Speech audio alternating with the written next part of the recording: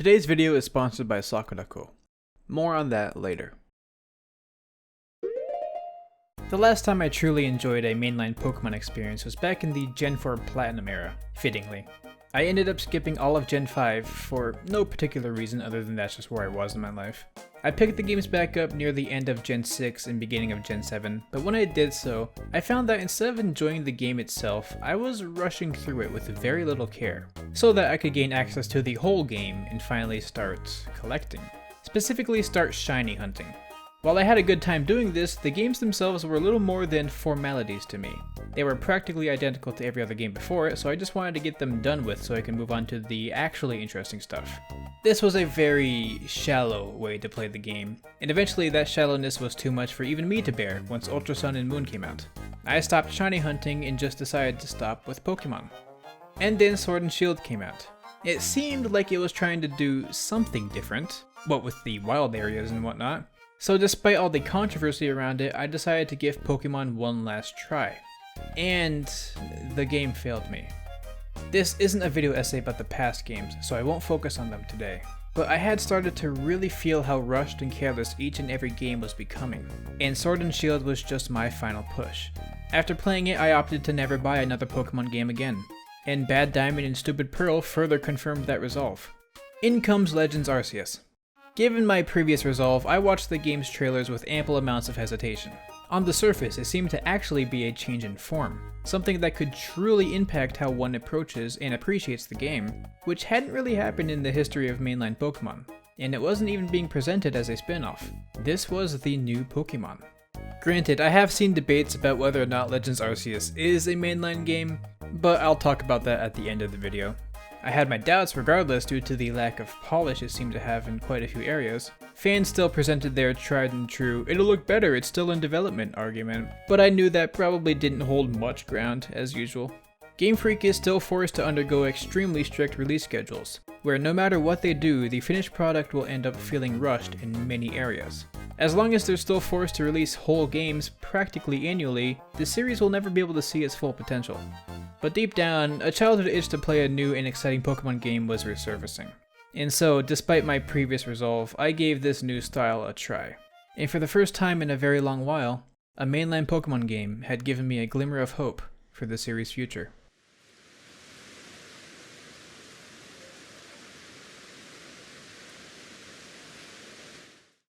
Not to mention, I really like that the aesthetics of the game are being set in feudal Japan, which really makes me crave some Japanese food. That's why I'm extremely thankful for today's video sponsor, Sakura. Sakura is a monthly subscription box with traditional, authentic, and artisan Japanese snacks. In each box is a type of Japanese tea, several types of delicious snacks, and even a handy piece of kitchenware for your troubles.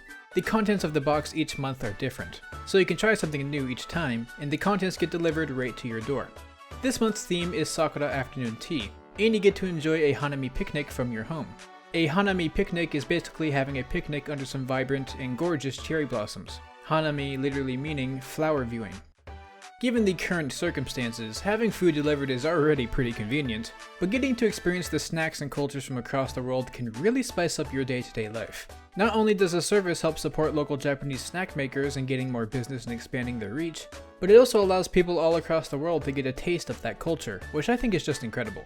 Here are some examples of things I got. The presentation of the box is absolutely gorgeous, and it comes with some lovely pamphlets. Let's take this snack for example. Now I can read this, but if you aren't studying Japanese, you probably don't know what this means. Luckily for you, in every box is a little booklet that has tons of information about the box it accompanies. It comes with cultural lessons and backgrounds for the contents of the box, which is incredibly interesting in its own right, but alongside that are descriptors for each individual snack. So we can see that this package is something called a spring senbei, which is a crispy fried rice cracker, mixing flavors of sweet and spicy. Alongside the descriptor, we get a list of common allergens and other important ingredient types, as well as whether or not the snack is vegetarian friendly. So even if you can't read the contents of the package, Sakura has you covered on that front, which I really appreciate and respect. And there's plenty of sweet snacks in here too, like this Sakura sweetbread, which I absolutely devoured. I really like baked goods, and this was just lovely. Honestly, one of the most satisfying sweets I've had this year. Also, I have to say, the fun little glass I got with this, with the cherry blossoms on it, is just so cool. I really like it, and I'll probably try to use it for some of the tea the box came with, once I get around to making it up and having even more snacks. So go in the description and pinned comment and click the link using code PKBEATS, all caps, to get $5 off your first order. And be sure to sign up by February 28th in order to get the box theme that's gone over in this video. I genuinely, from the bottom of my heart, cannot recommend this service enough. It covers a great variety of flavors and food types, with a lot of customer-friendly services, and a genuine passion towards Japanese culture and cuisine. So if you're even slightly interested, go give it a shot. And thank you so much Soccer.co for sponsoring today's video. When making a review for a video game, one should strive to remain unbiased as much as they can. I mean, bias will always find a way to creep up, that's just the nature of thoughts. But it's important to try and step back and evaluate the work by itself. I'm prefacing this because I'm going to try and do this, but you have to understand where I, and probably many others, are coming from here. It's hard to judge this game as just its own thing when it comes with its context. It's like going on a diet of purely tofu and cereal bars, and finally having a day to go out and get some pizza. It doesn't really matter how bad that pizza is, does it? Because in that context, it's going to be awesome. Perhaps not the best analogy because pizza is always at least decent by definition, but I think you get it. We've been getting progressively worse products with very little innovation or time put into them. So even if Legends Arceus, at surface level, can kind of feel like a beta test rather than a final product, it's still not only fun, but the first time the Pokemon series has felt something actually different. This video is split into 3 parts, including story, presentation, and most importantly, gameplay. And as for spoilers, I'm not really going to advertise this as a spoiler-free review. Take it from me, I don't think there's a lot to spoil, but there's a few neat legendaries and stuff that you might want to find out on your own, so be warned. So let's finally hop into it.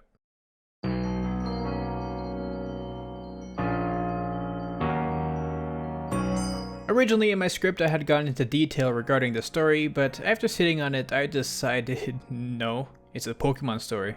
So here's just the rundown. You, presumably a person from the modern Pokemon world, get isekai'd into this older version of Sinnoh called Hisui. You join a team of Pokemon surveyors and set out to complete the first Hisuian Pokédex, with the help of the then new invention, the Pokeball. But the rift in the sky that you fell from casts some lightning that makes some big special Pokemon go into a frenzy for whatever reason. So with the bad scripting and pacing as usual, you calm all 5 of them down and everything is awesome and great. After this, the rift gets worse and the sky goes red, and in a panic, the leader of the Galaxy Expedition team kicks you out due to his suspicions of you, and your unclear origins related to the rift. So you talk to someone who really likes Pokemon lore, visit the springs of Mesprit, Uxie, and Azelf, get their blessings, get a cool pearl necklace, and scale Mount Coronet to subdue one of the legendaries, which is decided by which of the clan leaders you decide to work with in this section. The remaining legendary then comes out, in my case it was Dialga with something stuck in his throat, and you gotta retreat since you've already used the pearl necklace. It's here that you make use of another convenient legend to make some all-powerful Pokeball. Now, here's what I was thinking. No way, is this going to be the origin of the Master Ball? I mean, some of the ingredients are parts of the red chain, which are like the 2 red spheres on the Master Ball. No, it's just some other ball. Anyways, you throw that and capture Dialga, and then the rift disappears and everyone is happy. Start the post-game. Still tasked with completing the Pokédex, you seek out mythical legendaries, one of which being Arceus, who's connected to these plates you've been getting the entire game. But once you collect them all, Volo, one of your cheerleaders, turns out to have actually been using you to get closer to Arceus. Then you have a duel on Mount Coronet, which actually ends up being pretty difficult and cool. And then Giratina comes in and makes it even harder and cooler. I actually had to retry a few times before I just gave up and used a team of low effort legendaries. Then Volo concedes and you're given the means to meet Arceus. And you can only do so after you've seeked out all Pokemon. And then you do, and then you get them, and then there's that. By Pokemon standards, the story isn't terrible. Of course, by normal standards, its pacing, writing, all of that, are generally mind-numbingly bad. But I do have some praises, which is why I decided to even bother talking about it. First, I think it's pretty cool just how much they focus on the idea that Pokemon are dangerous creatures. They're mysterious, they can and do harm many people, and most of the characters have great difficulty even being around them. In other games, they honestly felt like glorified tools, or just extremely docile little babies. Even huge angry boulders or Pokemon with extremely frightening Pokédex entries just act like house cats with you. It's not exactly different here after you've tamed them, and we never really get an idea at how the Pokeball tames a Pokemon, but at least we get some semblance of an idea that they're not to be taken lightly, at least in the wild. So seeing these realistically dangerous and mysterious creatures painted in the light of actually being dangerous and mysterious is perhaps the only time a mainline Pokemon story has ever come even close to intriguing me. And I think they work with the idea alright. You hear stories about how Pokemon have severely maimed members of your group, and you even hear about how Kamado, the group leader, had his village burned down by Pokemon. The reveal of this plot point felt a lot like that whole music killed my grandma meme, but whatever. I also do appreciate some of the characters. Given the general setting and script writing, none of them can really be interesting. But at the very least, some of their surface level characteristics are kind of funny and sometimes charming. I've gotten some good chuckles here or there. I know that a lot of these characters are meant to play as a reference to characters from Diamond and Pearl and whatnot. But since my memories of that game aren't very concrete at this point, I couldn't really appreciate most of that. So I'm only able to really judge the game as a standalone thing. I have seen some of the references though, and I think they're neat, but just neat. I'm sure if you're a fan of Diamond and Pearl, these might get to you, but for anyone else, it's just kind of whatever. And then there's this gaggle of goons that sometimes gives you trouble. Like, they rarely stay on screen for more than a few minutes, and they offer basically nothing to the narrative and are just plain boring, and I feel like they're forced in solely because Game Freak felt the need to have some sort of blatantly antagonistic characters in their game. I guess we can't expect too much change in one entry, huh? This is supposed to be the positive section. I do like how the game handles some world building aspects. The biggest example I can think of is in that section where you visit Mesprit, Uxie, and Azelf to make the red chain. In this section, you're not worried about capturing them, you just want their blessings. The game actually takes its time to paint these Pokemon as mythical legends, going over their symbolic ideas and how that symbolism works in the greater picture. And rather than just walking in and chucking a ball at them, you instead interact with them in unique ways. This combined with how the game handles Palkia and Dialga really makes them feel like legendaries. You gotta go through a lot of effort just to retain one of them, and the other of which requiring that fabled foolproof not Master Ball technology. And after having this more personal interaction with the 3 lake Pokemon, it makes sense when you then go back and capture them. I can't say the same for other legendaries. In the post game, most of them just boiled down to walk into a certain area and throwing a ball at them, just like previous games. Completely strips them of any interesting pomp and circumstance. Almost feels like they just forced these legendaries into their areas haphazardly, as if they were running out of time in development? We had all this detail put into the action of capturing Palkia and Dialga and the 3 spirits, but then I just sort of walked downwards, and then I get to meet Regigigas? It felt really lazy and uninteresting. I guess I'm already getting to my complaints, aren't I? So let's just do that. 1, I don't like the whole isekai story setup. There is potential intrigue in how you are a suspicious outsider not to be trusted, but since you're so naturally godlike at all things Pokemon, it takes no time for you to gain the respect of everyone around you and get your own band of cheerleaders to always support you. Anything important regarding the main plot and how you could do it could have easily happened if you were just a normal villager. Outside of, I guess, being kicked out of the village for that specific reason maybe, but there's plenty of potential plot points to still get that to happen. Not to mention, there's zero information about your past life. Your character doesn't seem to give 2 craps that they're stranded from home, and it just seems useless. I get that they're just trying to make it easier to self-insert or whatever, but I would have been much more intrigued if you were also just one of these scared, confused villagers who was training to learn more about Pokemon. And the way you get through these challenges and grew stronger was simply due to perseverance and courage. Not groundbreaking stuff there, but I would have found it much more interesting and immersive than you just getting crapped out of the sky and being amazing at everything ever. Also, the Arceus phone is just kinda silly to me. It sticks out like a sore thumb from the aesthetics of the rest of the story, and there's hardly any justification for it. Its main uses are either as a map, which could have easily just been accomplished with a map, you know? Or it sometimes beeps during important cutscenes to tell you that you're doing something right, even though you'd already kind of assessed what to do. It also opens up the caves to the 3 spirit legendaries, I guess. All of those things could have easily been accomplished if it was replaced with some ancient artifact or something more natural to the tone. If they went with the idea that you are just some normal villager, discovering this ancient artifact somewhere could have been a much more natural and interesting lead-in to the main plots, but whatever. I feel like the only reason why I'm even trying to talk about the story here is because I see some potential. Perhaps I'm being blinded by the fact that previous Pokemon stories were so mind-numbingly dull, but I feel like any game can benefit from a really good story. If you're gonna force me to pause and read dialogue and interact with characters anyway, there's no reason not to make it really good. Otherwise, it's just bland filler for the sake of tradition. So overall, I felt like the story was serviceable, with some areas being potentially intriguing, which caught me by surprise, but generally everything else is surface level and falls apart in several areas. If story is important to you, well, you probably weren't thinking about buying this game in the first place, because I mean, it's Pokemon. It's unfortunate, but with the potential I saw, maybe future games can go that extra mile. Also, before ending this section, I foresee some comments telling me that Pokemon is for children, so caring about the story is dumb. For one, if the game is for children, then caring about any aspect of the game, not just the story, is dumb by that logic. And if you genuinely think that, I mean, more power to you, but I don't really know why you're here. And I also just don't really get it. For like the toddler age ranges, I understand. They kinda just need pretty colors and sounds from what I gather. But after a certain age range, people can begin to appreciate good story and narrative. Age ranges that are still considered children. So I don't really see the point of the argument.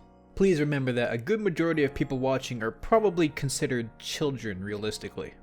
That's not to say that the story here is objectively bad and all children hate it, obviously. But I'm just saying that whatever the intended age range is for the series, be it for everyone or just for children, extra effort towards things like a narrative is not wasted effort. In that case, it mostly just boils down to whether or not you personally care about the story in a game. And either way is totally fair. I just personally think anything stopping me to read dialogue and think about a general narrative should at least try to be more engaging than this game was, and I remember thinking the same thing with other Pokemon games back when I was also a child. I'm not really butthurt about it, trust me. I knew what I was getting into, but it's still a prevalent enough aspect of the game to where I felt it was appropriate to at least talk about.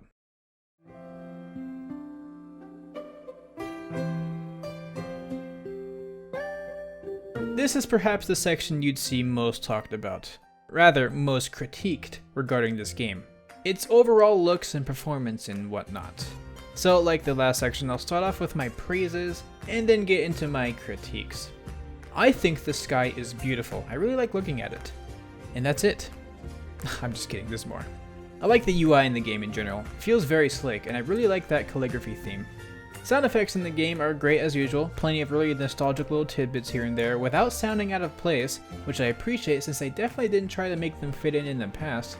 I like how they stick to the old themes of the game and have redesigned popular items around that. I think they look cool. I also really like how the Pokeball is implied to have some firework contraption that goes off for a successful capture. It's just a really nice detail. Animation in general is a step up from previous games, in some areas way more than others. For one, the Pokemon actually kind of feel like they're real. They don't turn their model while looping the walk animation. They actually like kinda move and stuff. Which I frankly didn't think I'd ever get to see from a mainland Pokemon game. Like in the core game and not some completely separate and limited side activity. And in the battles they actually get right next to the character they're attacking. There's still plenty of cut corners in the animations, but for battles specifically I think that's fine. I wouldn't want things to be too detailed and thus taking up too much of my time. I'm personally sated with what we have here. It's at least basically intuitive and not slow as sin, and the effects sound and look nice.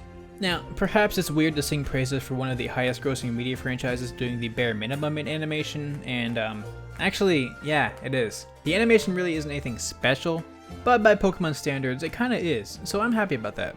And even then, again, they do still cut corners in areas I really wish they didn't. It's pretty frequent that when an action happens, they just cut the screen to black and play a sound effect to imply the action, which is something the series has done a ton and has never sat well with me. And even outside of that, while things certainly feel a bit better overall, there's still just a lot of extremely simple and repeated motions that make conversations feel very stiff.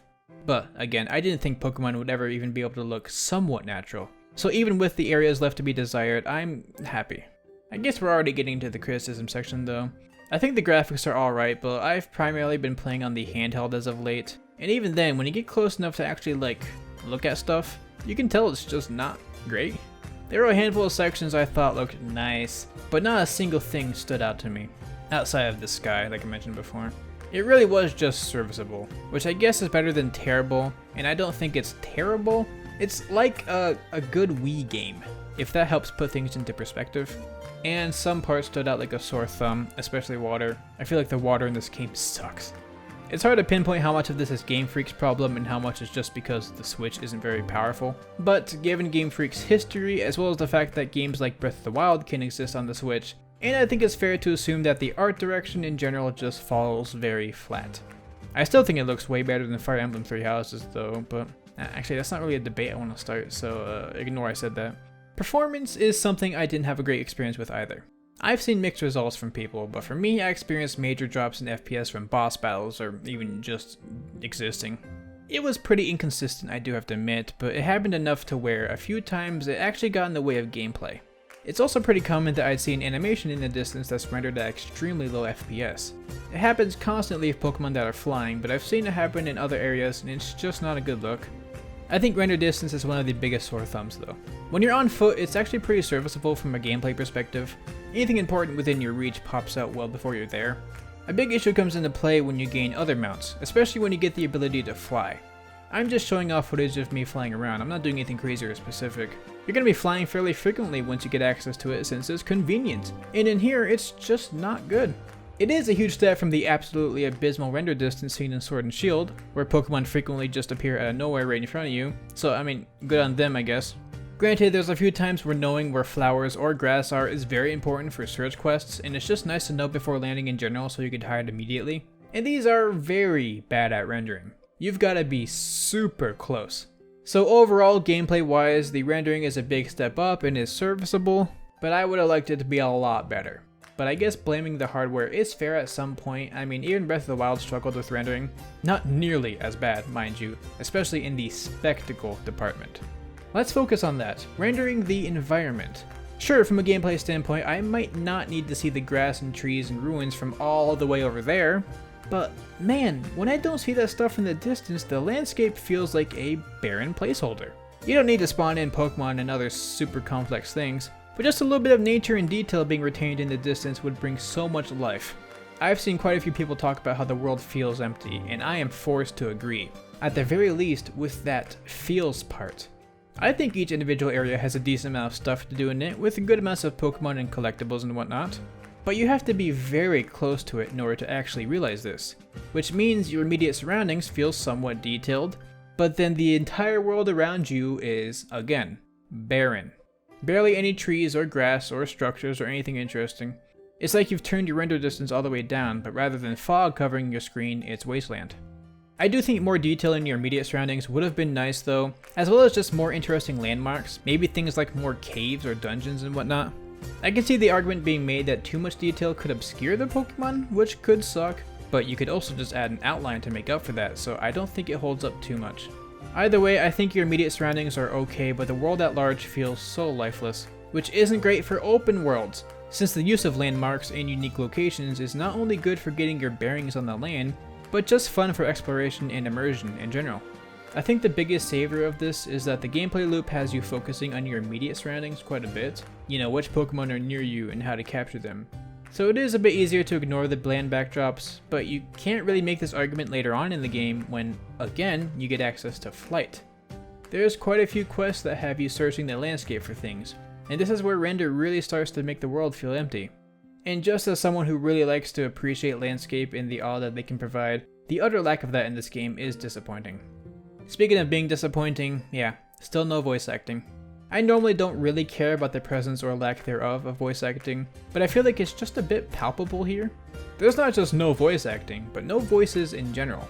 Outside of Pokemon and your main character occasionally grunting, this game is completely silent on that front. When it comes to cutscenes, it really impacts things. Having this super serious conversation, and all that's playing over is some basic text sounds and some simple mouth movement animations, and it feels a lot less like something I should be paying attention to and more like some lifeless dolls being played with. I think it's possible that this alone made it way harder to appreciate any aspect of the story. Everything just felt so silent. Now, am I surprised that there's no voice acting in the Pokemon game? No, not at all. But am I happy about it? Obviously not. It feels like there's so little life in the game when you combine the very basic graphics and animation with the lack of any real audio indication that these people are communicating or existing in any way. It's very awkward. The Pokemon definitely carry this game in terms of that life aspect. And lastly, there's quite a few visual glitches. I saw a lot of it when it came to grass. It frequently glitched out during battles, popping in and out really quickly. I've also found times where the light will glitch out a lot in certain areas, usually areas with trees, which is off-putting, and there were just a handful of other miscellaneous glitches, visual or not, and I just played it casually. All games are going to have glitches, but it should be strived to minimize the amount a normal casual player will experience. I mean, it's no security breach at least, but I don't think that's where the bar should be placed. All of these things combined really underwhelmed me. If you think of things in the context of Pokemon, it is a big step up in my opinion, but just looking at it as its own game, it's really not that good. So if graphics are vital to you, then, I mean, again, you probably weren't going to play this game to begin with, but the video footage is there on screen. so I'll leave it to your judgment how much you like the graphics. All in all, it's at least a major step up, but like I said in the intro, as long as they keep forcing games out annually and not giving them the time they deserve, we're never going to get a game that looks truly great for its time. Unless they go back to pixel art, which I would like personally, but whatever. Also, to mention the music a bit, I thought a lot of the songs were alright. Some stuck with me a bit, though I don't think any of them are going to be added to any of my playlists anytime soon. I don't know, I guess I've just never been huge on Pokemon music in general, outside of some of the spin-offs. But I do think there were a handful of songs, primarily overworld songs, that didn't really fit. They would use modern instrumentation and modern music styles in the background, despite the setting being full of nature and placed far in the past. It's obviously not like I dislike modern instrumentation or music styles, but I feel like in the tone set up by the game, something with more ambiance and or use of older and more natural sounding instruments would have been a much better fit. I'm using somewhat vague terminology since it's a bit hard to describe thoroughly, but when I say natural instruments, I mean things like flutes or harps or violins and stuff. You know, things that you can see people playing way back then, not synths or electric guitars. Again, don't get me wrong, there's a good number of overworld songs that are effective, so if you're looking for examples, I think the lake theme fits very well, and the Heartwood theme is very good too, primarily the sections with the flute and the piano.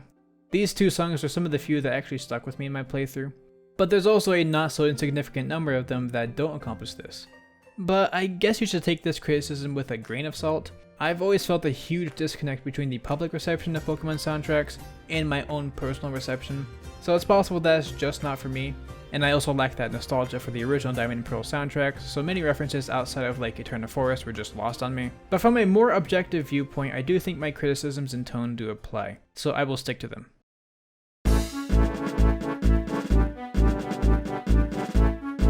Here's the meat and potatoes. This is what Pokemon is usually about. I don't love that line of thinking. I think a game should still put effort into its story and presentation no matter what, since these are elements we're forced to interact with regardless. But it's hard for me to deny. Gameplay is the core factor in whether or not I like a game.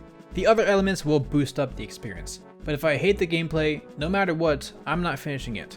I mean, if I like the story, then I might just watch a Let's Play, but that's not really experiencing the game, you know? And I think Legends Arceus is the greatest Pokemon game of all time in this area. Big statement, I realize, so I'm gonna get deep into why I think that, and why you may not. Pokemon has always been about two core gameplay elements, the battling and the collecting. This is pretty easy to see. Battling used to be the only real way to interact with the game, and is still one of the primary things you do. And collecting is inherent in many of the game's aspects, and is even the game's slogan, gotta catch 'em all. Actually, I don't know if they still use that slogan anymore. Lately it's been kind of feeling like they've ignored that, but clearly collection is a big deal in the series. But in recent times, the Pokemon series has lowered its quality of both of these experiences in my eyes, primarily due to how stale they've become, or how poorly they're actualized in the core game. In Legends Arceus, this gets shaken up. Battling in this game is very simple. You don't have held items, you don't have abilities, status effects go away after battle so they or the items related to them are basically useless. And I don't know about you, but in playing it, I feel like there is somehow even more emphasis put on super effective moves, what with how strong each Pokemon is. But the new move form system is actually different. I like that they actually tried something unique, rather than just be temporarily stronger. And there is an element of strategy in this. Use strong form as a finisher, lest you give the opponent more moves. Use agile form if it'll give you an extra turn, etc. Not super deep, but it's at least unique. And there's the new turn system, which is an interesting concept, but it never really resulted in many big brain plays. All it ever did was either make me absolutely wipe the opponent, or the opponent absolutely wipe me, as if you have an advantage in speed and have a super effective move, that basically wraps that up. However, in turn, the battle system is now crazy fast. The animations are way quicker and overlap with other things happening, so you don't have to sit there and spend the younger years of your life waiting for each turn. And even though it is more simple, because of that, battles also take fewer turns. You either KO the opponent super quickly, or vice versa, meaning there's also more challenge to it. Not necessarily challenge in using your head, but you probably will get KO'd a lot, which is at least something. Especially given how levels don't really matter much in this game as before. So you can't really get over leveled and have zero challenge. Not to mention how they've changed the EV and IV system. From what I can gather, IVs are just scrapped, which I see a lot of people happy about since it was an annoying form of RNG per Pokemon that usually just resulted in mass breeding if you want to play competitively. And the old EV system was similarly grindy and uninteresting. In this game, there's just one thing, where you use these stones that you get throughout the game to power up a Pokemon's stats, and that's that. I think you could use some polishing, like still having a cap so that you have to be strategic with what you power up, but I'm not much of a competitive player by any stretch of the imagination, so I don't really know how that would work. But I've heard some opinions, and this seems to be a welcome change overall. So if you play Pokemon for the depth of the battling system, be it from the in-game fights, or, well, more realistically, battling people online, this might be pretty hit or miss for you as it is. But the biggest downside is that there's currently not even an online mode for battling. So you're kinda just screwed on that front unless there's future DLC that takes care of that, which I could see them doing.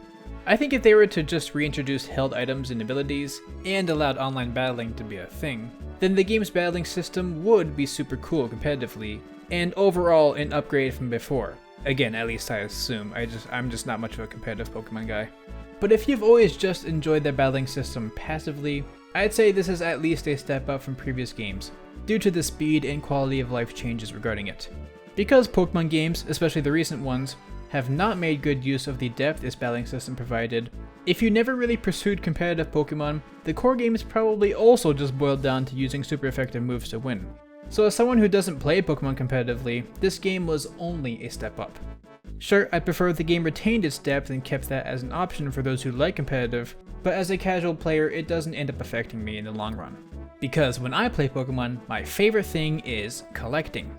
This is where the game truly shines. I have to preface, as of making this video there's no way to bring Pokemon from past games into this one. You probably will be able to transfer Pokemon from this game to future ones, but right now the game is almost completely standalone. If I were myself from a few years ago, I'd probably be bummed out, what with my Pokebank of loads of Pokemon I loved being left in the dust, but for me now, I think this fully works in the game's favor. See, a very notorious trend Pokemon has had an iron grip on is selling two versions of essentially the same game. The only real difference between them usually being some Pokemon exclusivity. What this results in is an idea where you either have to purchase both games in order to complete the Pokédex, or you gotta hope that someone close to you has purchased the offset game. Or, I mean, you can just trade online nowadays, that's usually what I did. Now, I understand the appeal of this. There is a sense of camaraderie by having to band together as a community and trade with people for the offset game. But in my experience, what with the advent of online, that usually just boils down to scanning around some monotonous online system to trade in order to fill out your decks. This isn't something I'm going to stick on too much because I get it just might not be for me, but when I pay for a game, especially one focused on collection, I'd like to be able to collect everything I need to within that one purchase. Admittedly, I do miss Wonder Trade, and there is some cooler, bigger picture to be had in a national dex that I do enjoy and don't want them to remove forever, but it was just really nice to, for once, feel like I'm completing the entirety of a Pokemon game after only one purchase. Generally. In Legends Arceus, at the very beginning, you're given a very simple task. Seek out all Pokemon. This then becomes the objective of completing the Pokédex. This is basically the main focal point of the game. Because of this, everything you need to complete the Pokédex is in the game itself. There is no exclusive Pokemon to other game versions because there are no other game versions. There are exceptions to this. Darkrai is actually in the game, but apparently he's locked off the base game. I guess you need to have a Pokemon Baffling Diamond and Smelly Pearl save file on your console in order to activate the quest that gives you him. And Shaman is also in the game, requiring a Sword and Shield save file, which I guess is why I was able to get it with no problems, lucky me. I'm bummed out because Darkrai is one of my favorite legendaries, so it kinda sucks that if I want to have my own, I gotta pay for a terrible game I'm not gonna play. But whatever, I guess that's an entirely different topic I don't need to get into. Realistically, I do expect DLC for this game, and probably events and stuff too. That's just kinda at the core of Pokemon. But at the very least, when I played through it and was met with the task of completing the Pokédex, which is my preferred focus anyways, I was able to do those things within the confines of the game itself, with the only exceptions kind of being the mythical legendaries, which is everything in the dex after Arceus. This is a griping point of mine, but at least these Pokemon are not necessary to having your Pokédex be considered complete, by the game standards at least, you know, for things like the Shiny Charm and whatnot. This is awesome, but it's paired with the fact that catching Pokemon has never been a faster experience. You don't have to sit through loads of slow text boxes and slow battle animations and maybe catch them, and then more text boxes, For some Pokemon you do need to put in the effort, but a lot of the time you just throw a ball at them. And this isn't always some simple, mindless task, especially in the beginning portions of the game. There's a strategy to be involved, keeping yourself concealed so you don't scare the Pokemon away or make it too aggravated to catch. Hitting a Pokemon in the back causes the success rate to go up, and gives you initiative during battle, which incentivizes good positioning and use of other items to further lower the Pokemon's guard and show their backs. And the whole process is super streamlined. When you throw a Pokeball at something, you're not forced to stand there and wait for the animation to go around. You can walk away. If it's a success, the sound effects and UI notifications will inform you, and if it's not, the lack of such will also inform you. And even in times when you do have to look at that ball animation, even that's quicker. You don't have to wait 3 ticks, just the one fast animation. And the Pokemon are out in the open, entirely. The only ounce of randomness now are the Pokemon in shaking trees or in shaking rocks. Outside of that, you can see what you're getting into. This makes searching for the right Pokemon so much easier. There is still RNG in deciding what Pokemon spawn in an area, but at least you don't have to sit through a bunch of slow animations to re-roll over and over again. You can just look with your eyeballs. All of these quality of life changes are good alone, but there's other things that further enhance the collection experience, like alpha forms being a rare and better thing to look out for. Plus space-time distortions having great items in them and rare Pokemon, and they look pretty cool. And mass outbreaks being random and potentially having really cool Pokemon. And of course, shiny hunting, though I'll dedicate a short section to that at the end of the video. So given my taste, it only makes sense that this would be my favorite mainland Pokemon game to date. And there's plenty of other elements that really streamline the process too. Things actually take place in the world that you're in. You intuitively and smoothly initiate fights by throwing your Pokemon near the opponent. You don't cut away and end up in some Fight Club dimension, you're actually there. And you can walk around during battles. Not only does this further add immersion to the experience while further taking away redundancy, but it keeps the process staying smooth. When a battle is done, or you've initiated the final blow, you can just start walking away to your next destination while the animation is wrapping up. And you can even just manually run away from the battle by running away. And recall that you don't need to use your Pokemon to interact with the enemies. For some reason, the game still requires that you have at least one Pokemon in your party, which I don't fully understand. But if you have your whole party get KO'd during battle, you can just run away. Granted, this usually just results in spamming revives and getting right back into things, which could trivialize fights. But revives are also kind of valuable, at least in the beginning portions of the game, so there is a bit of a trade-off. Also, when you run away from a battle and go back into the same Pokemon, their health is the same as before, which again technically trivializes things, but usually it's less about defeating Pokemon and more about catching them anyways, so I never had much of a problem with it. And conversely, it just saved a lot of time and headache. And there's 2 other major areas that were streamlined that I don't think I'd ever be able to go without again.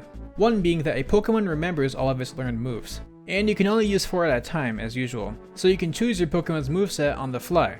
So if a certain situation would be better for a certain type of move, you can just temporarily add that, rather than having to go through a whole arbitrary process of fine-tuning your Pokemon. I really like this. If I feel like I want to use a move with more PP so I don't have to keep restoring it, I can just do that. If I want to use a move that I've mastered, I can swap that out. If I want to use a sleep-inducing move for this specific case, I can do that. There's plenty of customizability without making it too broken. Since Pokemon can't just learn every type of move ever, usually, so you still have to have somewhat of a diverse group, while being able to stick with your favorite Pokemon and having options available. And this gets paired with how you can just buy TMs. Well, they're not called TMs, but that's basically what they are. You can purchase moves from a strict list per Pokemon and they'll be added to their permanent roster. Also, no HMs in this game, as was becoming a trend from before. Now we just got mounts that do specific forms of movement for you. I think they're overall really cool. I admit I don't use Ursaluna, like, ever, but I've seen other folk get some use out of it, so maybe I'm missing out on something there. Switching between the mounts can be kinda clunky, and sometimes the controls are odd, especially controlling the camera while doing a dash move, but overall they feel alright and add some really nice movement options to the game. And the second form of really nice streamlining is in the idea that you have to manually evolve your Pokemon, rather than it being automatic. I really like this because there's a lot of cases where I don't want to evolve a Pokemon for one reason or another. Maybe I just like this version more than its evolutions, you know? So the fact that you can choose when to evolve your Pokemon without being forced to give them an Everstone, or press B in the middle of an evolution animation every time they level up, is just really nice and doesn't take away anything. I mean, I guess it kinda takes away some surprise element, but I think that's a perfectly fine trade-off. These things exist in the game for a very practical reason. You don't just collect Pokemon, you research them, which usually boils down to doing basic tasks like catching them, giving them food, defeating them, maybe with a certain type of move, seeing them use moves, and all that stuff. It would be annoying to research a Pokemon where you need to see them use a specific type of move if they've already forgotten that move. That's why it's been streamlined to be customizable. And it'd be annoying to research a Pokemon just for them to evolve into a different Pokemon, halting your research. That's why you can control that. But I hope that they keep these two features, as well as all the other streamlined things, in future games solely because of how nice they are, regardless of necessity towards the gameplay. On that topic, the research tasks are some of the core ways you'll progress in the game. Catching a new Pokemon adds points to help you rank up, but so does doing certain tasks. Some will just naturally happen as you play through the game, but others you might have to work for. I think they handled it pretty well here. I feel like there's room for improvement on how interesting some of the tasks are, but at the very least, I'm happy. They force you to interact with a species more than once, and thus consequently interacting with the game in more than one single way, which I really appreciate. And in order to get a Pokemon's entry completed, you only need to score 10 total points. Tasks with the red arrow award 2 points per level, and the others reward 1, which means you have to sort of choose which task you should shoot for at a given time. I'm thankful that you only need 10 points to be done with a Pokemon because it's a really good number that makes you actually work for it, but without getting too repetitive. You can fully perfect a Pokemon though.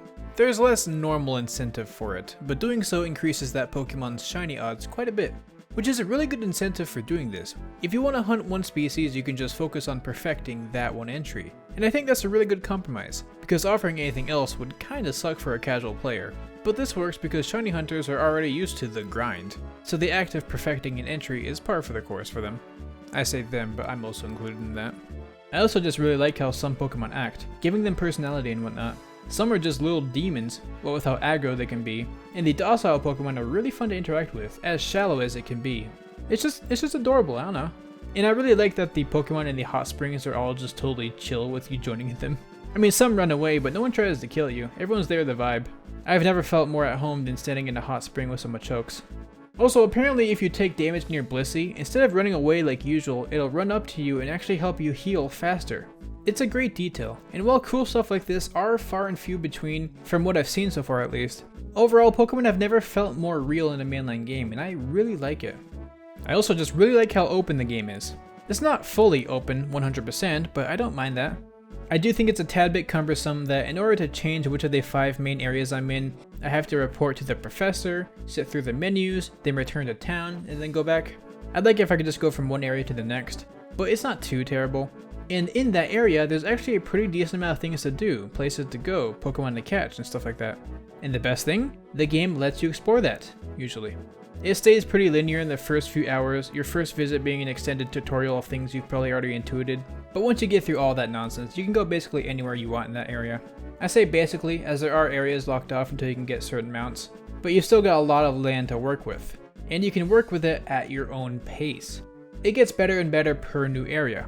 Usually there's a mainline quest waiting for you, but you don't have to go there immediately. You can spend your time instead filling out more of the Pokédex or just looking around. I know I did that quite a bit. It's a really nice amount of freedom that Pokemon doesn't frequently give you. I love it.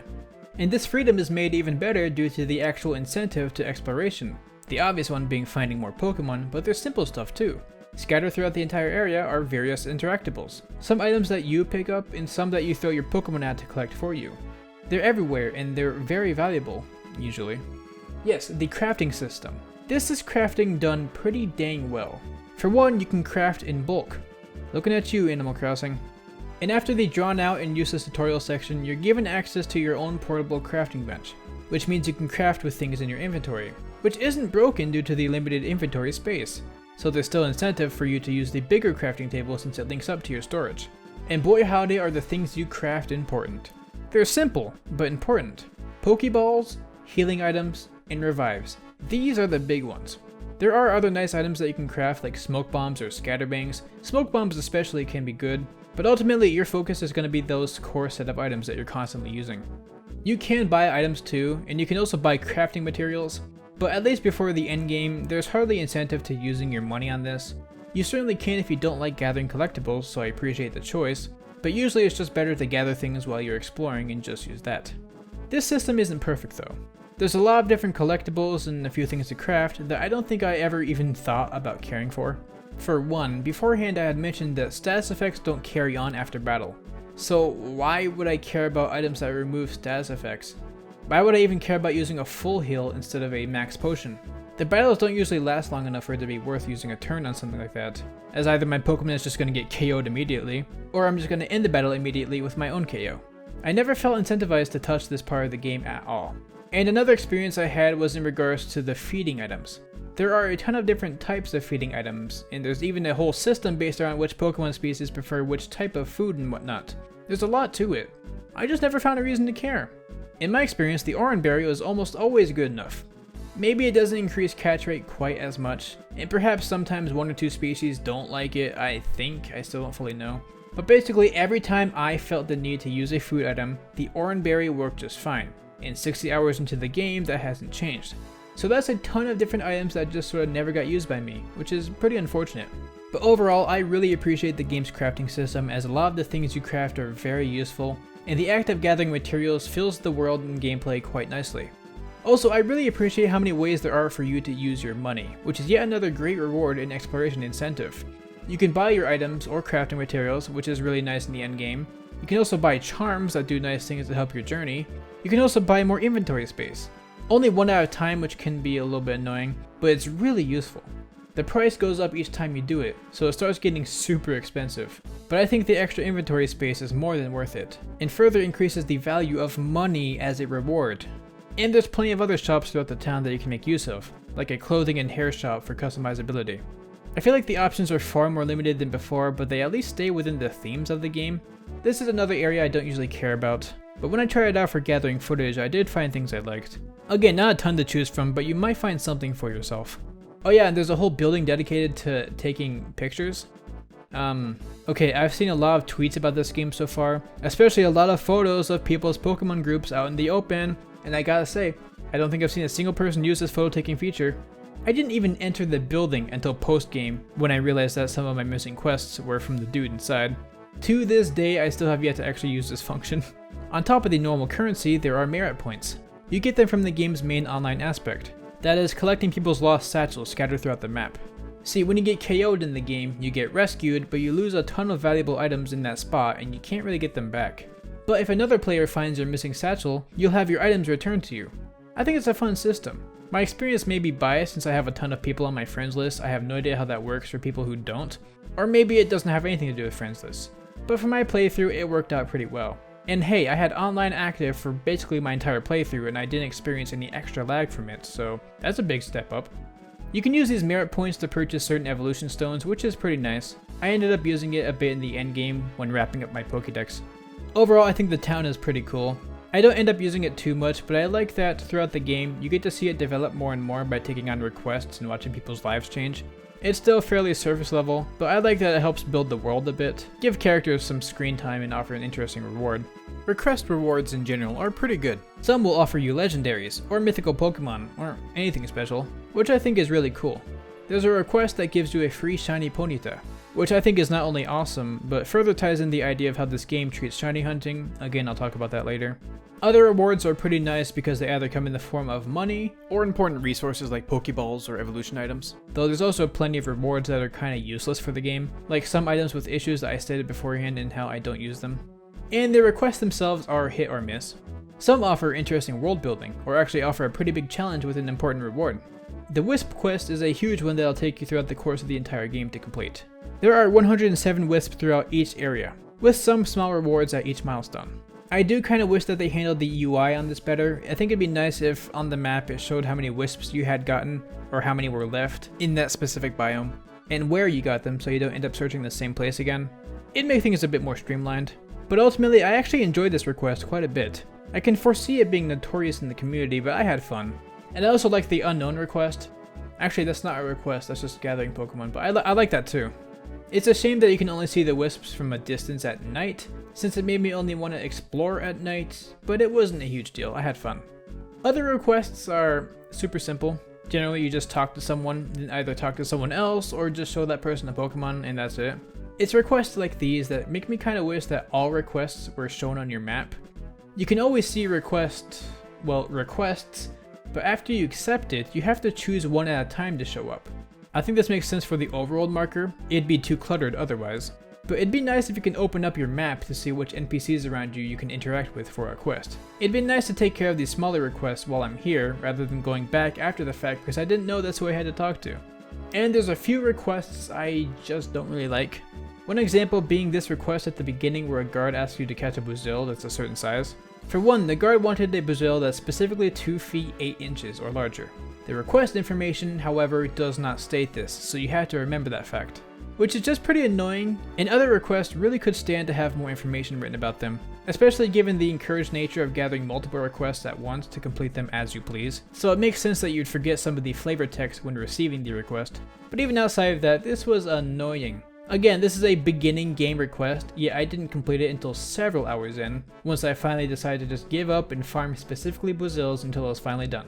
It took me well over 20 captures to get the right size, and it's a pain to check sizes because you gotta go to your pasture and click through all the menus and yada yada, not a big fan. And there's this one request called the Sea Legend that I'm torn on.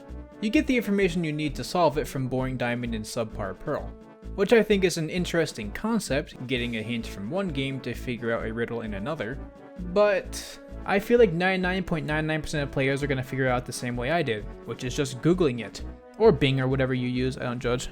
Even those who played Bland Diamond and Shoddy Pearl probably didn't figure this out properly and also just Googled it. So ultimately the quest boils down to look it up, loser. Which I guess is fair, I've got this really out of place phone anyways, I might as well use it. I used to be more bothered by this, but then I realized that Manaphy and whatnot are considered the optional legendaries in the Pokédex, since they're after Arceus. And I got the Shiny Charm despite not completing Manaphy. So I guess the game kinda considers it in the same vein as Shaman and Darkrai. I was still underwhelmed, and considering you just get this quest no matter what, that arbitrary nature still applies, but at least I didn't have to pay for something else in order to finish this.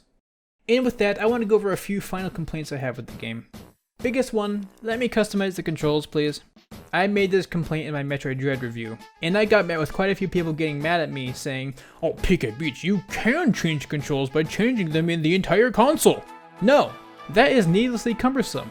Why should I have to deal with my entire console having whack controls just because I have the extremely basic desire to play this specific game with a few buttons remapped? Not to mention, it's just a pain to test which buttons you like where, since you're gonna have to restart and go to the menu each time. Does it work? Sure, but it shouldn't be the only option. It's really not a lot to ask for. Basically any other company is adding controller customization to their games because there's no real reason not to. I usually don't care too much about this, but it's especially prevalent in this game, where there's loads of control decisions that just felt unintuitive, and thus hard to get used to. And I just wish that I could easily change them.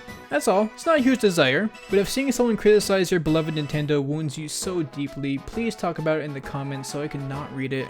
Next, I felt like the targeting in this game was a bit wonky, well with how close you had to be for it to work, or switching between the Pokemon.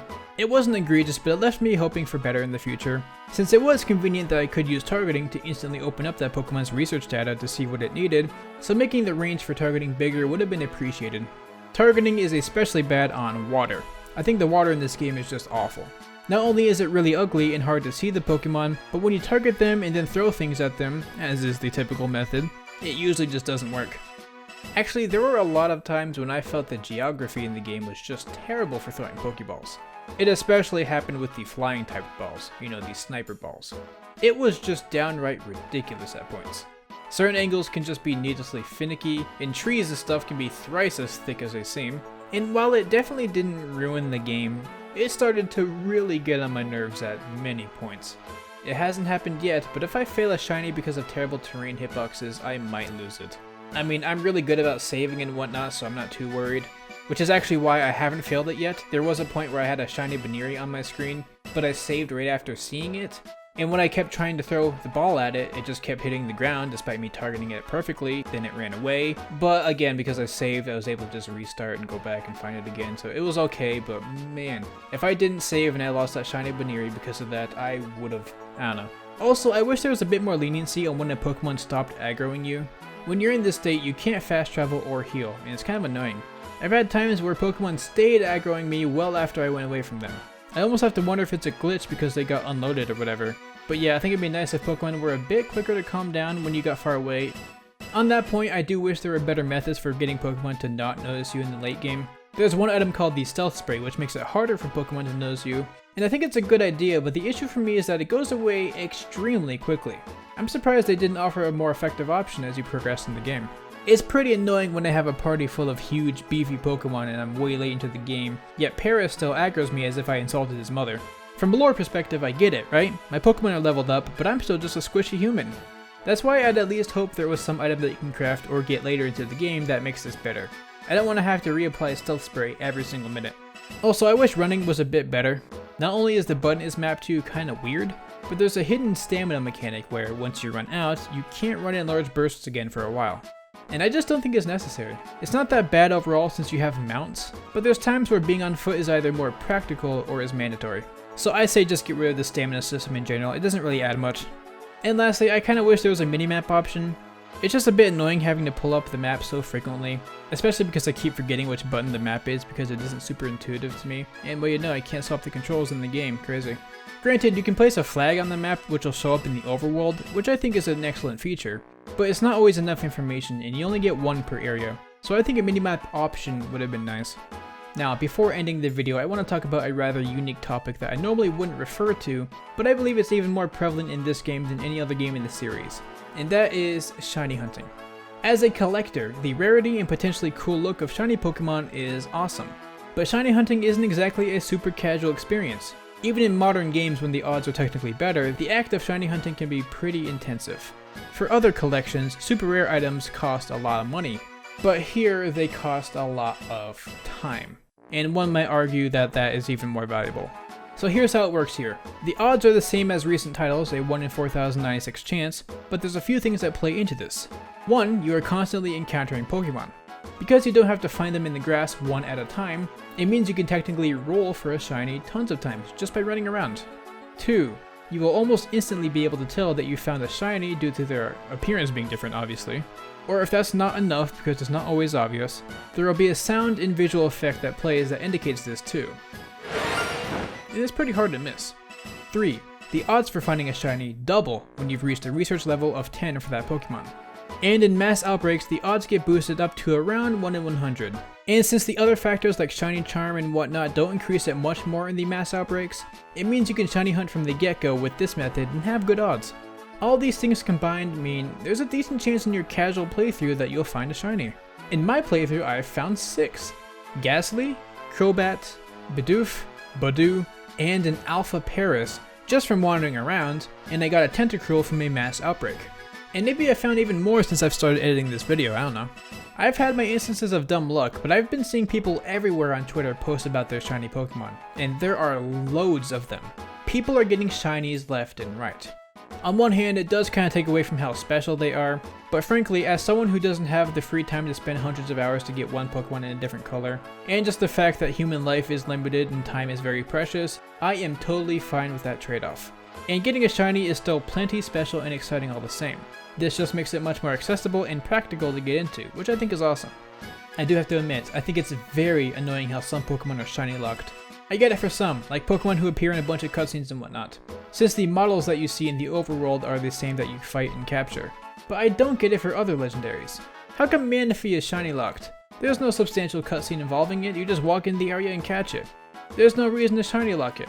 I don't care if this doesn't matter much. I have wanted a legit shiny Manaphy for so long, but the method beforehand was so ridiculously time consuming that I could never do it. I thought now would have been the perfect opportunity, but nope, I am very mad. But yeah, overall this game is awesome for shiny hunting. You can hunt by just flying around and waiting till you hear that shiny sound effect. You get to experience all of this through a request in the game too, as I mentioned before. It's almost like the game is hinting at how much easier it is to find shinies by letting you experience one firsthand. It's like a little tutorial. Not to mention, while it is a lot more common to get shinies now, which again I still appreciate, there are ultra rare shinies to get. Again, I'm very disappointed you can't really hunt any of the legendaries. I just think that's lame because shiny legendaries are awesome, but there's a few forms of rare shinies in this game too, to scratch that itch. Those being the starters, or really any space-time distortion exclusive Pokemon, Spiritomb, with an incredibly low spawn rate, and really just any alpha Pokemon, which makes for some really cool hunts. If you just want a shiny, you don't have to lose a month of your life to that process. But if you do want something super rare, you can go that extra mile and hunt for an alpha variant. It's super cool, and really the only thing holding this game back from being the best shiny hunting game in general is that lack of legendaries for me.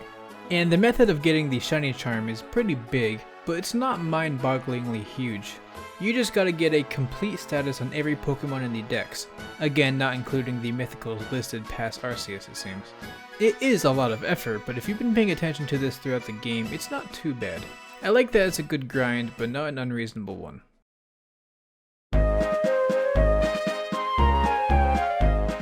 So, all in all, those are my thoughts on Pokemon Legends Arceus. This is by far my longest video yet, my throat really hurts, so if you stuck through the whole review, thank you, I really appreciate it. And just to end this video, I want to get a bit more personal with this review. I mean, I guess more than I already have. Pokemon made up a decent portion of my childhood.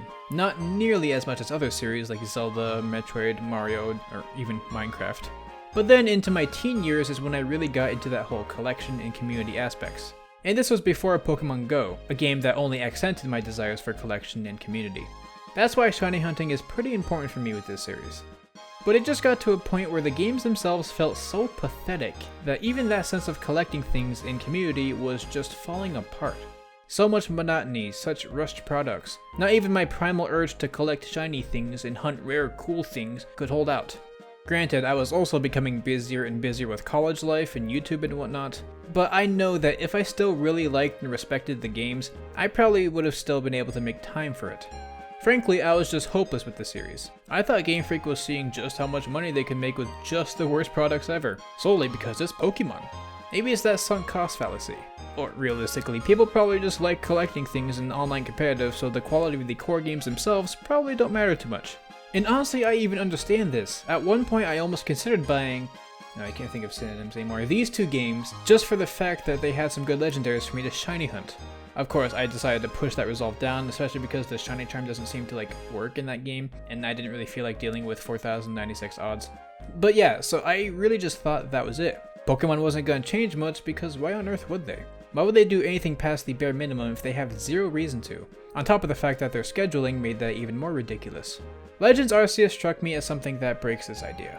They had no reason to do what they've done here. They could have just made Pokemon Tremendous Platinum a few months after the other two and made millions easy. But instead, they actually tried to shake up their series, refine plenty of aspects, and make a game that's genuinely, on its own, fun. It has plenty of issues, I assure you, but it's the first time I was able to respect a move from this company. There's debate about whether or not this game is a mainline game. I think the debates are pedantic and nothing else. From what I gather, Game Freak has considered this game to be a mainline game, something meant to be paired with the likes of Sword and Shield and whatnot, so really that's that. So the only practicality in discussing this pedantic topic is to gauge what the future of the series will look like, if they'll go back to the basic formula after this, or if we're going to start seeing even more new stuff going forward, or at the very least in this same vein. These are things none of us can answer because, well, as far as I'm aware, none of us can see into the future, or work at Game Freak. I'm pretty sure no one watching works at Game Freak. I'm going to be optimistic and say that, at the very least, something like Legends Arceus is going to keep happening in the future, even if it happens alongside the more traditional and frankly lower effort remakes and whatnot, like what happened this year. So it's just very nice. The game alone was good enough to where I could actually appreciate it, and this was able to spark that joy of collection in my heart that I had before, to the point where I have a small fire to even get back into shiny hunting. It's not as large. I definitely can't see myself doing super long hunts that take thousands of retries. I just have too many other high priorities. But for the nature of this game, it's a lot nicer to do harder hunts because the odds of getting other shinies within that process is pretty likely, which can be satiating in its own right. That's what I'm doing right now. I'm trying to shiny hunt in space-time distortions, which is nice because in the waiting time for them to spawn, I can do plenty of other things like work or watch shows. And when I get bored of that, I can just shiny hunt some alphas, which is nice because then I could fly around the world and get random shinies like that too. And the occasional outbreak if I see something that I like. I'm also working on a living alpha dex, which may end up being really hard, but I'm a good ways in, so it's a nice incentive. I have no idea how these alpha Pokemon are going to work if you can connect them to the Pokemon home or whatnot. That entirely depends on what future games are like, but I still want to have a good collection, just intrinsically. Again, I have no idea how long I'm even going to stick with this. I might just completely drop all of it a few days after this video goes live, so I can focus on more important work. But I'm sure I'll pull the game out eventually here or there to fly around and hope for some shiny alphas or normal alphas to add to my collection. I mean, even if I do drop the game after I upload this, I'll still have over 100 hours in it. Time I did genuinely enjoy mostly, so that alone makes the game worth the price to me. Also, by the time I've recorded these updated lines, I've actually gotten almost a whole box of shinies. 4 of which being random Ghastlies, but you know. It's fun stuff. I guess this will be the game that's in the background for me, and I'll eagerly await any information on updates or DLC or anything like that. So if you were on the fence about purchasing this game like I used to be, I hope this video helps solidify your decision. And if you've already played it, I hope you were able to get some sort of entertainment from this video. And if you hate Pokemon and will never buy the game, I hope this video at least offered some insight into the current state of things. My biggest hope going forward is that they keep up the experimentation and improve upon each past version, rather than, once again, getting too complacent.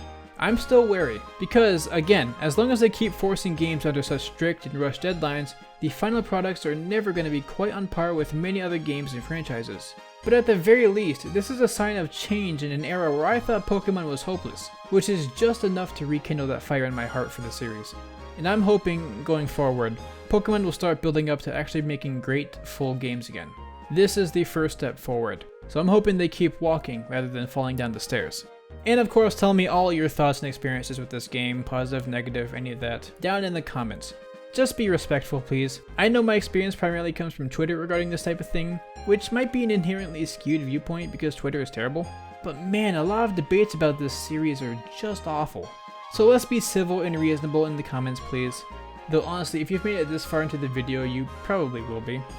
Anywho, thanks for watching, and I'd like to thank my Patreon Scully, Burbo, Rain, Sylvan700, and everyone else for their support.